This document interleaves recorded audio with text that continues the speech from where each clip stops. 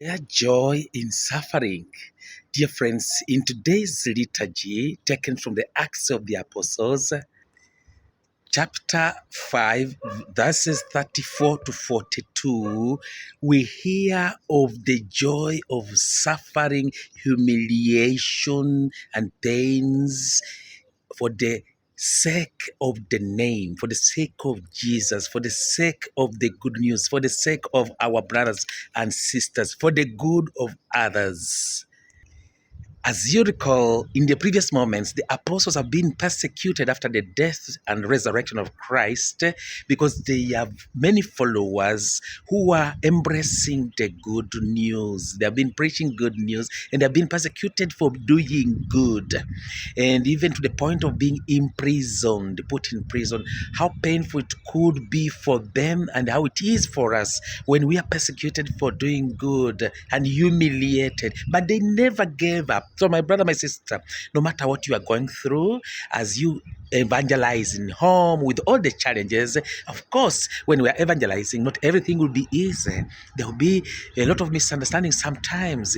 Not everybody will understand us. People will even accuse. People will do everything. People will throw stones at us. They will humiliate us. They will even throw bad words and bad actions on us. But let's stand firm and keep doing good and spreading the good news, because at the end of it all, it's only goodness that will remain. So the apostles today are brought into the Sanhedrin. If you remember, they were put in prison and the angel of the Lord freed them and sent them on fire to preach the good news, because this is exactly what each one of us is called to be. This is what Christ came to do, to be good news and to speak good news, and invites all of us to be good news. And that's what the disciples and apostles have been doing until now, spreading good news. So they were freed from the prison, and our Lord frees us, dear friends, from our prisons, from our negativities, from our bad ways, so that we can be effective evangelizers of the good news. So as they were freed from the prison, and the guards were left with open mouth, wondering what was happening, and even the officials at the Sanhedrin, the Sadducees, were wondering what happened exactly, that all the prisons are closed, but the guards have are all on fire and all they are protected, but yet the apostles were out, freed by the angel, to preaching the good news to all the people, using every second to preach good news. So now they are brought again to the Sanhedrin and they want to persecute them again. But then Gamaliel, one of the most respected leaders and officials, a doctor in the law, stands up and tells the apostles, please go out to handle things together among only the Sanhedrin, the official senate of Israel, to just handle things alone. Sometimes teaches us a lot, that when we're handling things, if it's about home matters, let us discuss only together at home.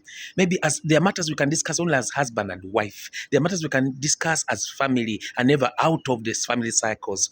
There are matters we can discuss as community and only as community.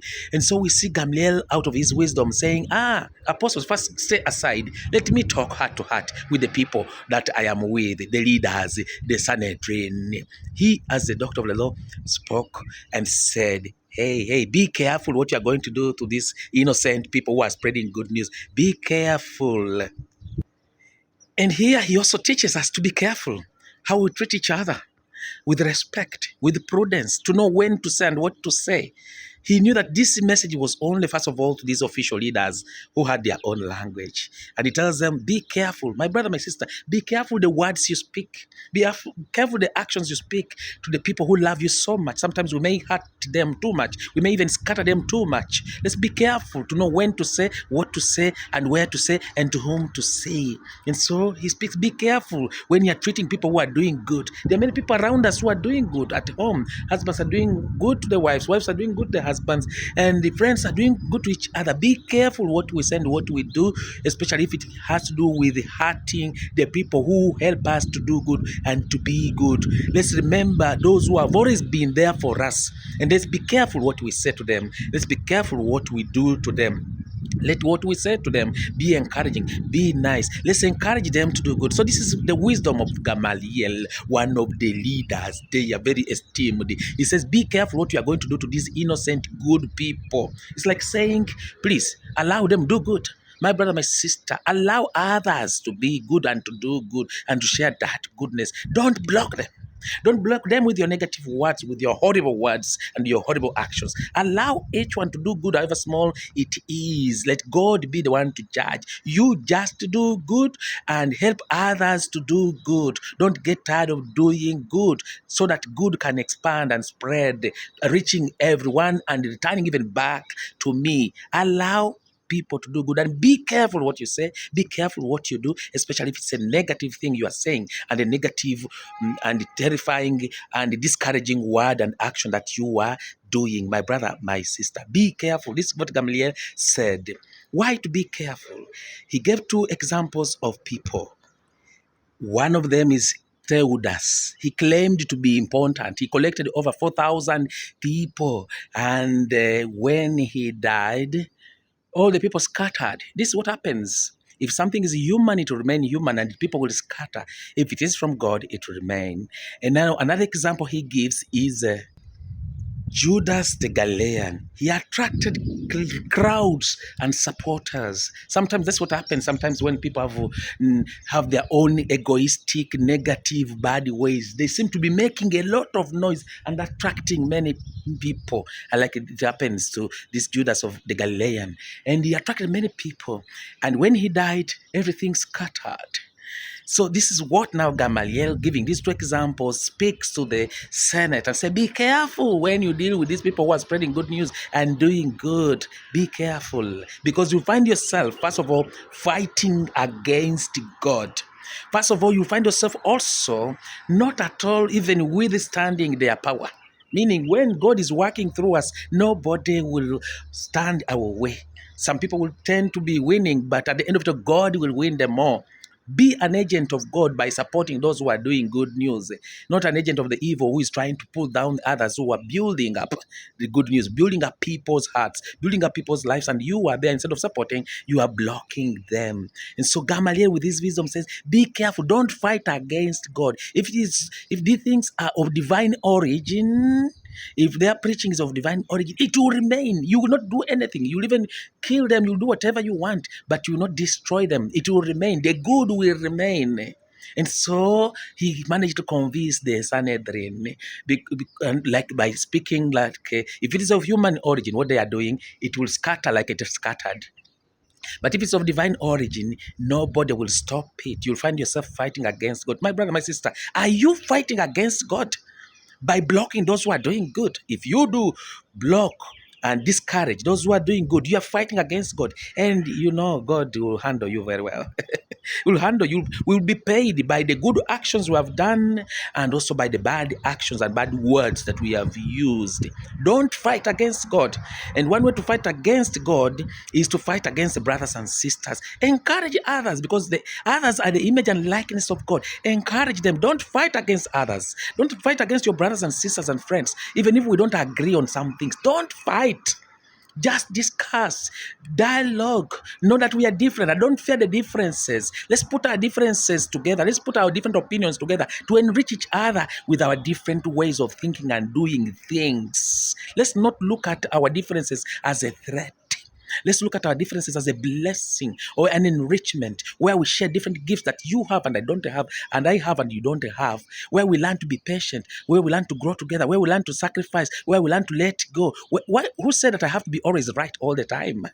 We learn to sacrifice, to offer, so that for the sake of peace, our families, communities, our society goes ahead. And with this wisdom, the apostles were afraid. Go on. But they were beaten. They were humiliated. My brother, my sister, do you think you have been beaten in one or another, or humiliated by one simple word and you feel bad about that? Remember, the apostles went through everything. Even Jesus Christ went through everything. He was humiliated, beaten, severely, with all the pains, yet they never gave up. So don't give up because somebody said one word, somebody did one action. Don't give up. Keep doing good. Keep doing good. Just pray for the patience and strength and wisdom. Pray for your enemies. Pray for those who are persecuting you. Pray that they change their hearts to be good and to do good. And so they allow them, they beat them first of all, and they tell them not to speak in the name of Jesus the Lord. It's like saying not to speak the good news. But then these apostles find joy in the humiliations. I love that one, that they found honor in finding joy in the humiliations, in the sufferings, in the pains, for the sake of the name, for the sake of Christ, for the sake of the good news. For the sake of the good news, my brother, my sister, accept everything that happens and offer it to the Lord, just as he also received and accepted everything and offered it to God the Father, just as the apostles accepted everything and worked out everything with Jesus Christ, and everything turned into blessings. The good news continues to spread until you and me, that we are able to enjoy that peace, that serenity, that forgiveness, that love of the Father towards his children. And they freed them, but with a command not to speak about the good news. And the more they stopped them, the more they continued. My brother, my sister, don't be threatened by the words and the actions of what others do. Don't be afraid of those who kill the body, but they cannot kill the spirit. Be, meaning that be and do good, spread the good news even when others are putting you down and are crushing you and are putting you in the prison and are closing your mouth. Find ways to, with your life, with my life, to be good news, to speak good news to the people around us, just as the apostles did. Nobody could stop them, even when they are openly told not to speak. They listened to their heart, which was telling them to be good news and to speak good news, and nobody could ever stop them. My brother, my sister, nobody should stop you from being good, from doing good and loving and forgiving without conditions and embracing everyone and sharing the peace. Nobody should stop you from trusting and entrusting everything in God's hands. And they moved, spreading the good news everywhere and being good and doing good. My brother, my sister, may you also always continue being good and spreading good news wherever you are, beginning from the families, as the apostles did, that they went in the temple, the place where others were gathered, other faithful are gathered, and they spread good news there. They went in private houses and spread good news, meaning that they went everywhere. Meaning in the church, in the society, in the private houses, and wherever they are moving, they were peacemakers, good news makers, and everyone would experience that peace of the Father that he has towards his children. So, my brother, my sister, wherever we are, at home, in the temple, in the place of work, be good news, do good news, and let no one stop you from being good news. Blessings from Jerusalem, dear friends.